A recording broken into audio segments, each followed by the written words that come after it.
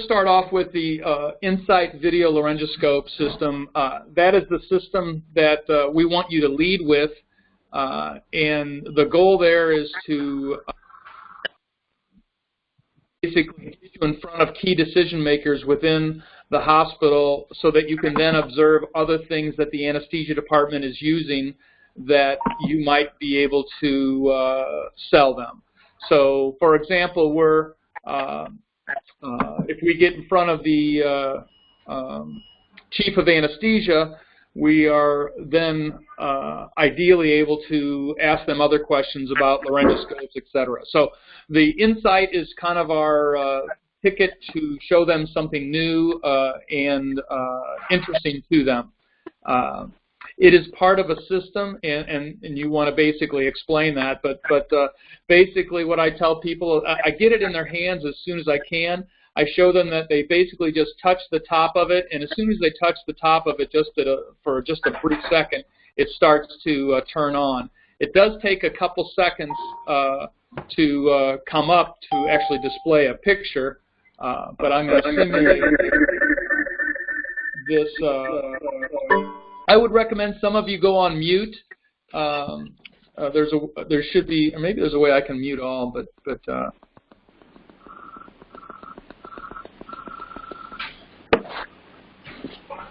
I muted it myself. At any rate, so when you power it on, I would also put it in their hands as soon as possible. I would have a blade attached to it, and it clicks on like that. I would use my hand to kind of form a little circle, so to speak, and that gives them the image of seeing the fingerprint on my hand, so it shows them the high definition quality, but it also gives them kind of the visual of looking through the mouth to look at vocal cords off in the distance, because that's what they're looking for. They're trying to identify the vocal cords, which is basically an opening into the trachea, and this, by using your hands similar to this, it helps them visualize that. But get it in their hands as soon as you can, because they will appreciate the lightweight and the feel in general of it.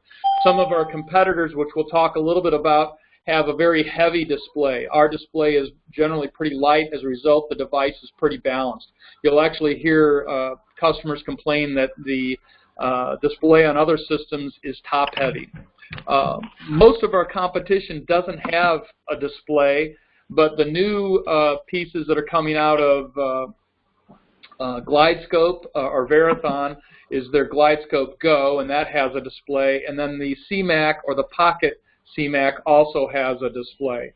So basically, but their displays are a little bit bigger, a little bit bulkier. They're not as high def as us also, so we generally win kudos for having a better quality picture. I also usually show them the video button. So what I will do is I'll press the camera key. I'll take a picture of something. They can hear that click, and then what I'll do is I'll press it and hold it, and then you hear a tone, and so that means that it's now doing video. So it's doing a little red light there, and it's doing a counter there that tells me what the video is doing. I also usually try to talk while that's going on, so then when I press it and stop the video, the recording is stopped. I'll then go over to the menu key, press the menu key, and it brings up 5 circles. The one I show them first is I press the video, and you got to press it twice. When I press video twice, it brings up the video that I just recorded, and then I press it and I play it for them. Now it's going to play, and you should hear the audio. And then you hear a tone, and so that means that it's now doing video. So it's doing a little red light there, and it's doing a counter there that shows what the video is doing. I also usually try to talk. So that shows the user that it does have video capability plus audio capability and obviously photo capability. One of the key advantages of it, some of the video scopes have a whole bunch of buttons on them, and you got to figure out what the buttons do. By having ours be touchscreen, it really makes it easy. So if I wanted to delete this, I just press the trash can. I actually press the file, press the trash can, and then it shows, do I want to delete? And I'm going to say, yes, I do want to delete it, and that's how I delete it. To set the time and date is real obvious. It's just an easy system to use.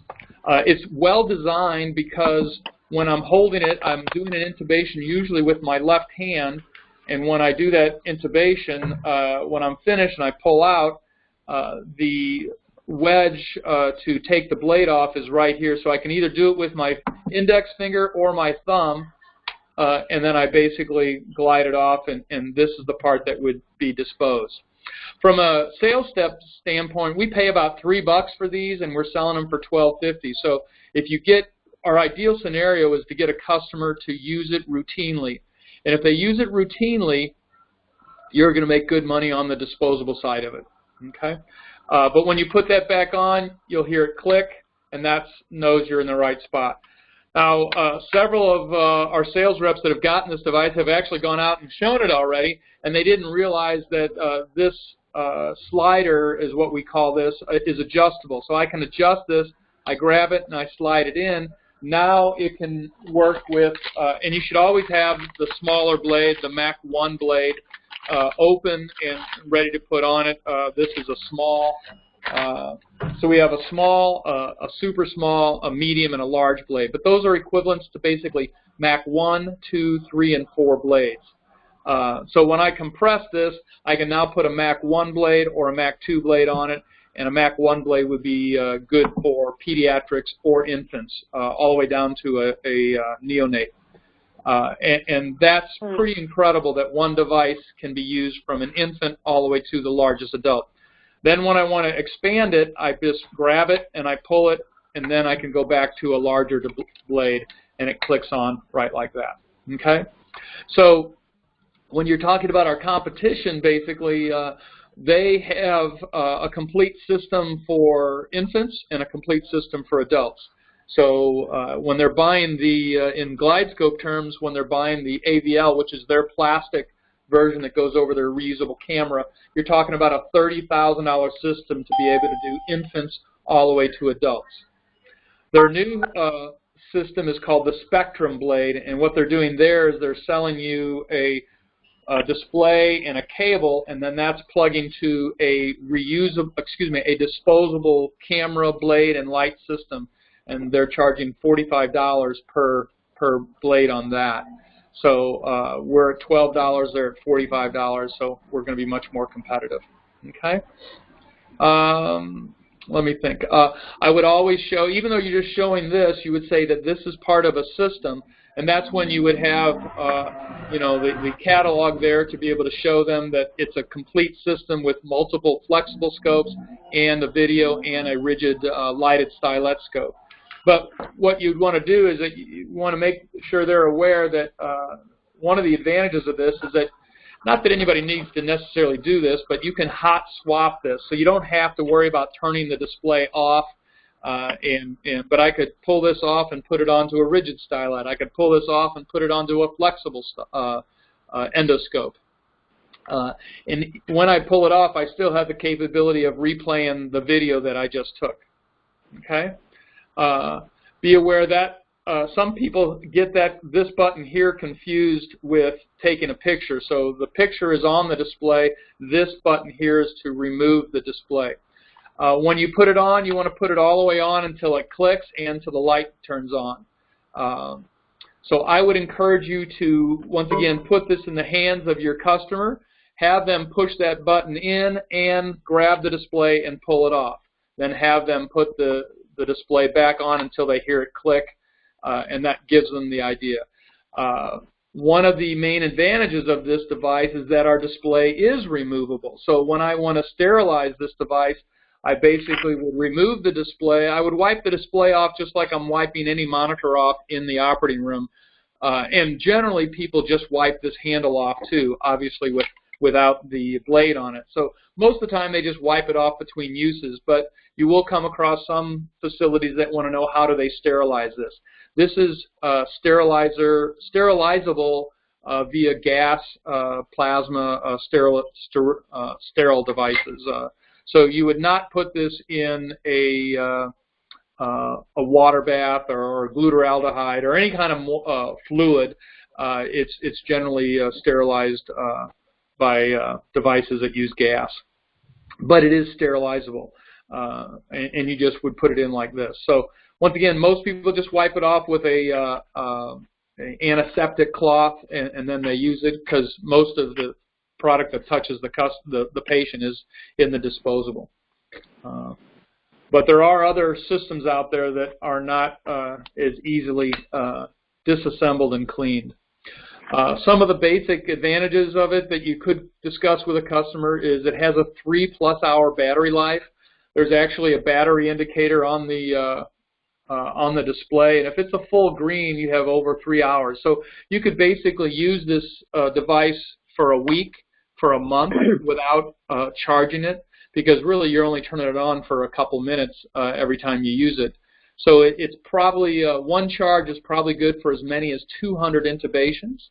The battery that we do use does not have memory, so you could have it plugged in all the time and just unplug it when you want to use it, or you can let it drain to a point that it needs to be recharged and recharge it on a weekend or at the end of the month, for example.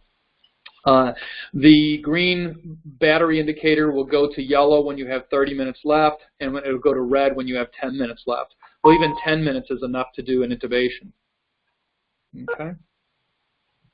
Some of the other settings on the menu page have to do with teaching. So there's a little video that describes each device. There's settings. This device has Wi-Fi capability. Well, you have to order it with that capability, but inside the monitor it will transmit to a receiver. The receiver is about the size of a pack of cigarettes, and the receiver has an HDMI cable on it that plugs into a TV or a monitor, and the image that's on this display goes directly to that in a wireless manner. Okay. To turn it off, you basically hold it for about 1.5 seconds, and then it starts the power down cycle. Okay. Other advantages is that it has, actually, I think it's a 270 degree, not a 360 degree rotation, but in essence it rotates very nicely so that you can set it in a drawer and lock it up if you wanted to, or put it in, we've sold a couple of these that are going in what they call code bags in a hospital, because they're lightweight. They can be arranged, just put in a code bag and then picked out and used. Emergency departments love this device because they don't know what's coming through the door. They don't know whether they're going to have an infant or a 6'4" adult. This device will handle all those different options. Okay. So it roughly sells for around $3,300. We have the ability to discount. You all have the ability to discount at least 5% in any situation. And if you want to discount 10%, there's still enough revenue there for us all to make a good living if they're buying quantity or there's a special situation that warrants discounting. But if you want to go to 10% discount, please contact the office before you do that. But you have the ability to give them a 5% discount at any time. Okay? Does anybody have any questions or experiences they want to share with regards to showing this device to anesthesia?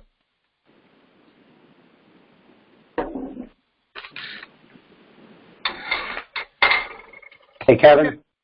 In the OR, who are you going to talk to, or in the emergency room, who are you going to talk to? Okay, great question. What I would do, first of all, let's talk the operating room or anesthesia. Your first call or when you're calling on the operating room should be to anesthesia for all of our products for that matter. But you would ask for, generally what I do, if I'm making a cold call on a hospital and I don't know anybody, I will just go into the main OR doors, go across to the nurses station in the OR and ask for anyone in anesthesia. Even if it's a CRNA, or who knows, you might get the chief of anesthesia, you might get an anesthesia tech. If they say, oh, they're all in rooms, then you say, do you have an anesthesia tech that I can talk to? And then you might even ask who the chief of anesthesia is and that kind of thing. But basically, so the people you would call on in the operating room would be the chief of anesthesia, chief CRNA, any anesthesia provider, because you want to speak to somebody, and the anesthesia tech. The anesthesia tech never makes a decision on buying but they are often the implementers. So the anesthesia tech is somebody that just helps clean up the rooms after anesthesia. They're generally lower paid OR employees, but they're generally pretty nice and accessible people. But they're a key to us because a lot of them do have buying capability, and they are all the implementers of a decision made by anesthesia. So the ideal scenario is to have the chief of anesthesia and the anesthesia tech in the room at the same time taking a look at this device. If the anesthesiologist says, wow, I really like this, we need to get this, he basically says that to the anesthesia tech, and then the anesthesia tech is tasked with getting it. Now, he may have a budget where he can buy things that are under $5,000, so he may be able to just buy it. But sometimes it has to go through a value analysis committee, and he's normally the person that would take that to them. So in the OR, you're calling on anesthesia tech, CRNA, chief of anesthesia, or anyone in anesthesia because you want them to see this. And when you see someone in anesthesia, you would ask them, who should I show this to? They generally will say, well, that's, if it's like a university hospital, they might give you, well, that's Dr. Smith. He's in charge of equipment. But usually the anesthesia tech is somebody you can always start with. In the emergency department, I would do the same thing. I would go into the emergency department, go to the desk, and usually there's multiple desks, but someone will say, can I help you? And you would say, can I speak to, I usually like the nurse educator. You would ask for either the nurse manager of the emergency department or the nurse educator. If it's a fairly large emergency department, they'll have a nurse educator, even if it's a medium-sized one, but they always have a nurse manager.